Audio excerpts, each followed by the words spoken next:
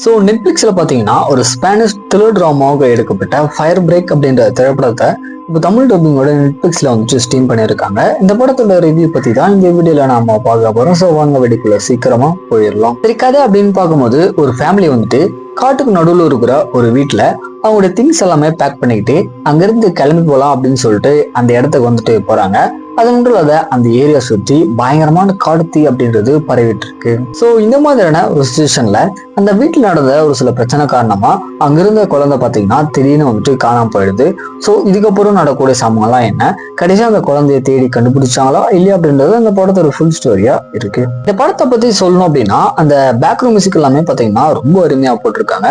தென் அந்த காட்டுத்தீ பரவுற சீக்வன்ஸ் எல்லாமே வந்து ரொம்ப நல்லாவே இருந்துச்சு. தென் இன்னொரு சைடு வந்து அந்த தொலைஞ்சு போன குழந்தைய வந்துட்டு அங்க இருக்கிற நெய்பர் தான் கடத்திருப்பாரோ அப்படின்ற ஒரு டென்ஷன் பில்டிங் பாத்தீங்கன்னா படம் ஃபுல்லாமே வந்துட்டு நல்லாவே மெயின்டைன் பண்ணியிருந்தாங்க. அப்படி இருந்தாலுமே இந்த படத்துல கேரக்டரோட பேக் ஸ்டோரி வந்து இன்னும் கொஞ்சம் ஸ்ட்ராங்கா சொல்லியிருந்தாங்க அப்படின்னா அந்த கேரக்டர் நல்லாவே நம்மளுக்கு கனெக்ட் ஆகிருந்திருக்கும். டியூரேஷன் வைஸ் அப்படின்னு பார்க்கும்போது சரி 1 hour 47 minutes தான் வந்து சீக்கிரமாவே பார்த்து முடிச்சிடலாம்.